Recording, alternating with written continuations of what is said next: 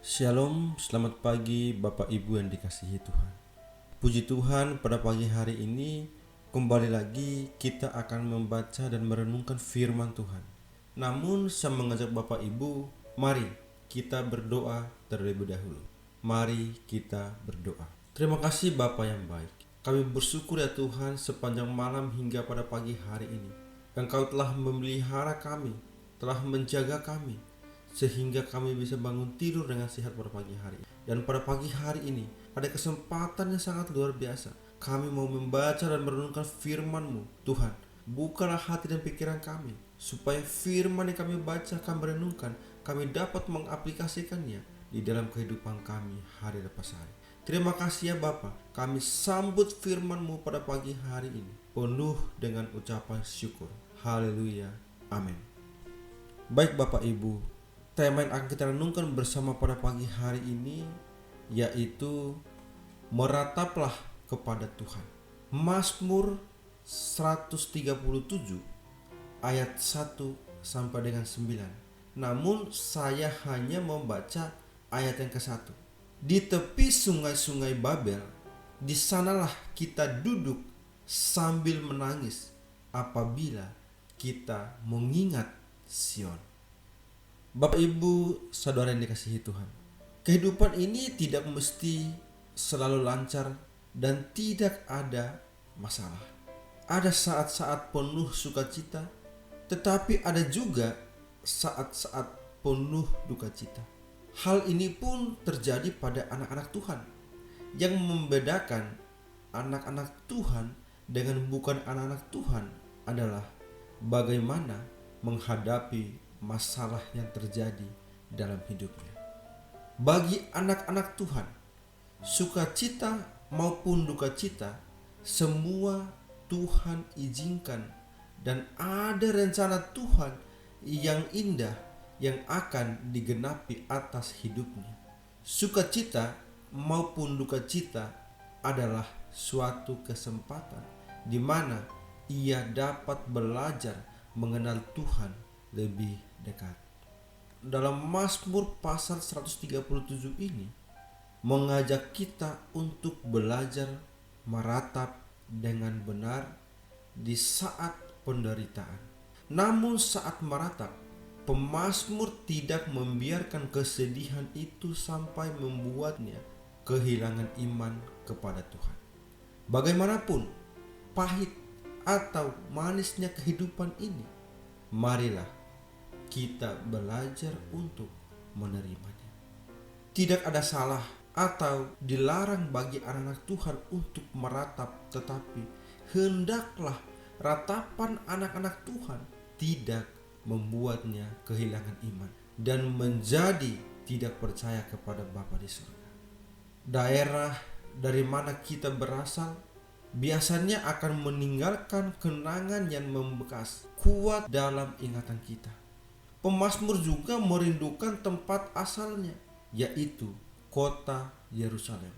Namun pemazmur sedang tidak berada di tanah airnya. Ia sendiri sedang ditawan di Babel, di tempat pembuangan.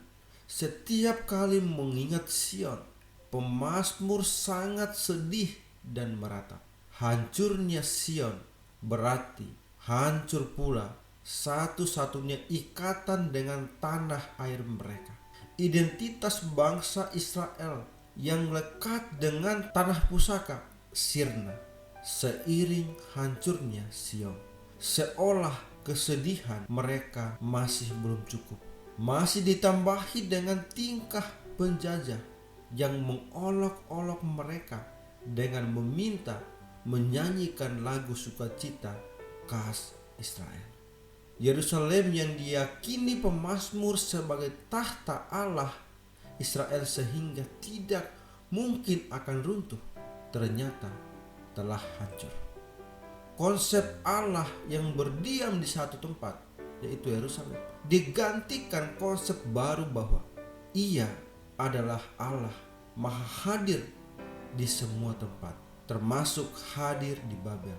Walau masih dalam suasana kesedihan mendalam, pemazmur mengucapkan sumpah setia untuk tetap akan mengenang Yerusalem. Dengan demikian, pemazmur menyatakan komitmennya kepada Tuhan bahwa ia akan terus setia kepadanya meski sedang tertawan. Keadaan sulit yang dia alami tak melunturkan kepercayaannya kepada Tuhan. Jati diri yang lekat dengan Sion yang sudah hancur sekarang diletakkan pada Allah yang tidak dibatasi oleh tempat. Dalam percaya akan keadilan Allah, pemazmur meminta supaya para musuh kini mendapatkan balasan yang setimpal dengan kejahatan mereka. Mereka adalah Edom yang sebenarnya merupakan saudara Israel, tetapi menertawakan Israel di tengah penderitaan mereka. Juga Babel yang menjajah dan menjarah Israel. Keadilan Allah membuat kedua bangsa kemudian mengalami penghukuman. Maka waktu kita dalam tekanan musuh, jangan lupa bahwa Tuhan tetap setia dan pasti menolong kita. Ingat dan bangun kembali komitmen untuk tetap setia kepadanya.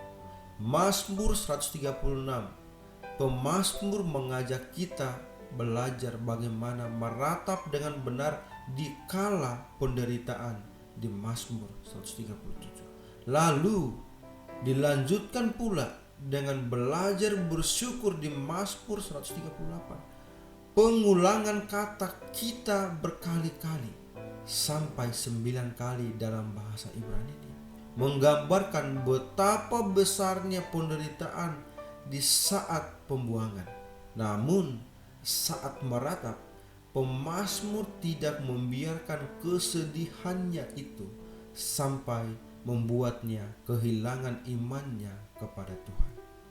Perubahan kata ganti dari kita menjadi aku ingin menggambarkan kesetiaannya secara pribadi kepada Tuhan.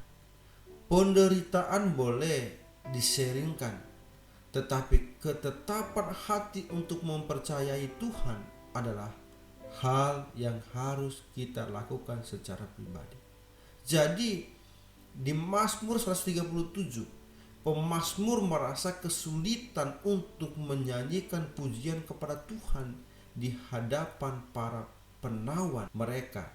Maka di Mazmur 138 tibalah waktunya di mana ia bukan hanya mampu bersyukur kepada Tuhan dengan segenap hati, tetapi juga semua raja di bumi akan melakukan hal yang sama dengannya. Kedua mazmur ini mengajak kita dengan berani dan jujur menghadapi realita hidup.